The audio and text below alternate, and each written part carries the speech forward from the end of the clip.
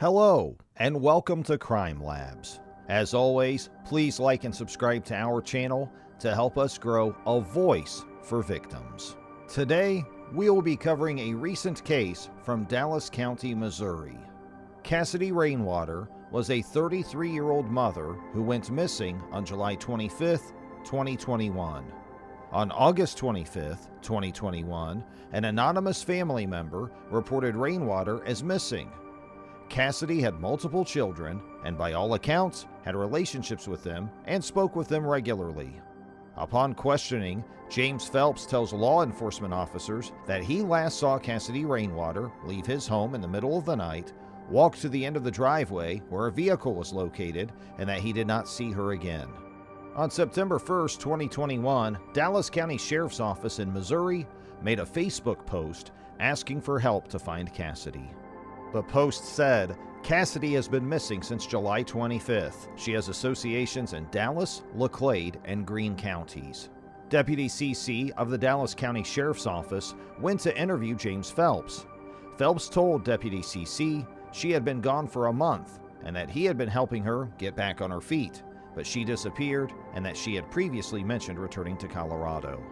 Phelps then showed investigators the loft space where Cassidy stayed. The investigator said it was stripped of all of Cassidy's belongings and he found nothing of Cassidy's. The interview concluded, and the investigator concluded that Phelps was the last known person to see Cassidy.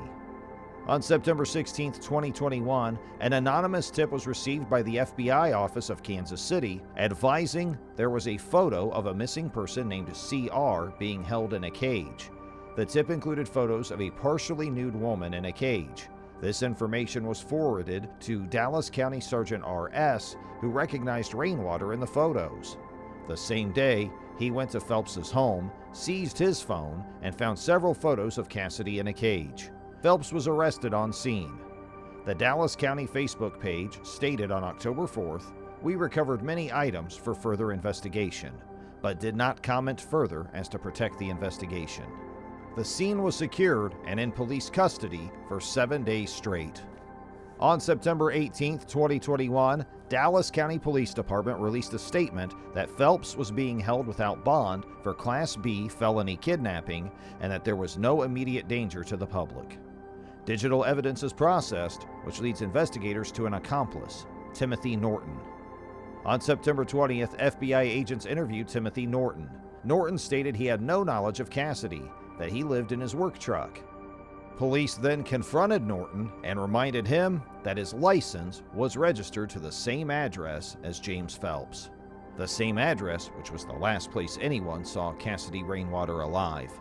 In a second interview with Timothy Norton, he confesses that he knows Cassidy Rainwater and he was aware that Cassidy was confined in James's home. He stated on July 24th, Phelps asked him to come over because Rainwater was still asleep. He said he helped James physically confine Cassidy and hold her down for a substantial period of time, while Phelps strangled her with a bag on her head. They then carried her outside, tied her to the gantry crane, eviscerated, and dismembered her. Norton helped Phelps carry her body parts inside to the bathtub. Norton was also arrested and held without bond. Meanwhile, multiple agencies were on scene at James Phelps' home, combing the location for any signs which may lead them to Cassidy. After a full 7 days of 24/7 custody and DNA sent to the lab, the residence was released back to the property owners, the landlords of Phelps. Less than 2 weeks after the residence was released, the home burnt to the ground. Multiple crews responded to the scene and found two hot spots. A Dallas County deputy found a tripwire during the fire, and the fire was left to burn until the bomb squad could assemble. The bomb squad arrived after the fire burned for almost 4 hours and found two explosive devices. One device near the fire was detonated by the bomb squad. The fire was determined to be felony arson by two incendiary devices on October 14th. The Dallas County Sheriff's Office made a statement that they would be protecting the integrity of the case at all costs. They did not want to taint jurors prior to presenting the case in court. They remained fairly quiet until October 7th, 2021, when the sheriff made a Facebook post concerning the case. The post said, Addressing fake news. There is a lot of misinformation and rumors regarding the Cassidy Rainwater case being circulated across social media and various news platforms. While I understand the impatience and curiosity of the people, I'm going to give you a piece of advice. It is not a good idea to listen to a crime reporter/blogger or TikTok videos that is sitting in their apartment or their mommy and daddy's basement eating great value cheese puffs and drinking boxed wine with grand intentions of being a social media superstar. If you are hanging on every word of this type of crap, believing it to be fact, you are living in a fantasy world. This isn't a TV series or movie where we go to commercial break and have lab results in 15 minutes. Searching a crime scene for 7 days, 24 hours a day takes that long. 168 hours. 99.999999% of what has been posted to social media is crap. Law enforcement officers must play within the rules of the American criminal justice system. While the system has its faults, it is still the best system in the world. We are judged by a jury of our peers, with a judge presiding over the case, a prosecutor who presents the case, and a defense attorney who defends their client. This is where all the facts of the case come out, not TikTok, Facebook, or any other social media outlet. No, you are not entitled to a play-by-play of an ongoing investigation. If you want to be in the know, we are hiring along with every other law enforcement agency in the country. We are working in the real world, and this is an active ongoing investigation. When all members of the prosecution team believe that it is appropriate to release information, we will keep you informed. Until that time, I can tell you we have all parties involved with Cassidy Rainwater's case in jail, and we expect additional charges to be filed in the coming days. If you are not a resident and are planning a trip into our beautiful county to sightsee, remember a few things. While the citizens of Dallas County are friendly, neighborly, caring, and kind people, we do not like those who show up to trespass, litter, vandalize, harass, or destroy property. If this is your intention, you are not welcome here, and we will prosecute you for this. Signed, Sheriff R. It makes it hard to do your job, really, with all the false rumors going around and all this speculation, Sheriff RS said. When you try to talk to someone, that's all they want to talk about. Well, I heard this, and I heard that. We can't go off of hearsay. We've chased a lot of rabbits down rabbit holes that ended up nowhere because of that. You've spent a lot of man-hours and time chasing a rumor that somebody just made up or thought they heard. DCSO SR. What rumors is Sheriff RS referring to? This is where much speculation comes into this case. We won't go into depth with the rumors, but you can find them on TikTok, Facebook, Reddit, and crime blogs. These rumors were spread online during the investigation that referenced cannibalism and over a dozen other victims of Phelps.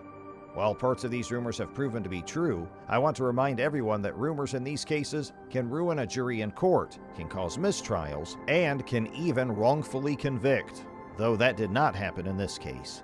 If a case is still under investigation or in court, please do not participate in the spread of any information that is not yet proven to be true and released by law enforcement.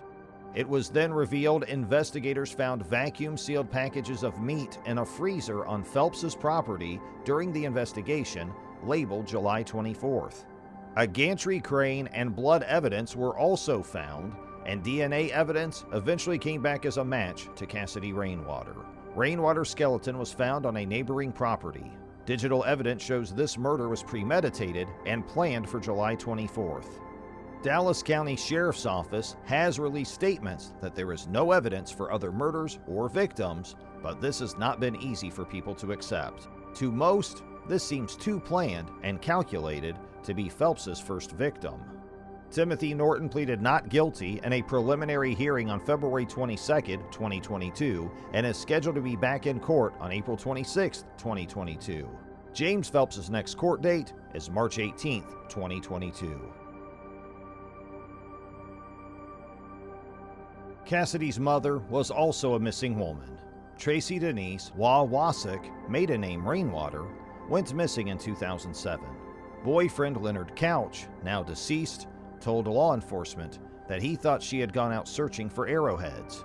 Wawasik's last known address, according to public records, indicates her home was in Lebanon, Missouri. Wawasik's bones were found scattered in a field near Lebanon in 2008.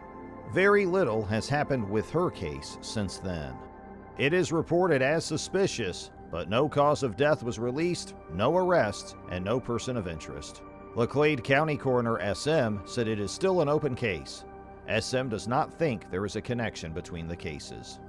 Let's hold a moment of silence for Cassidy and Tracy.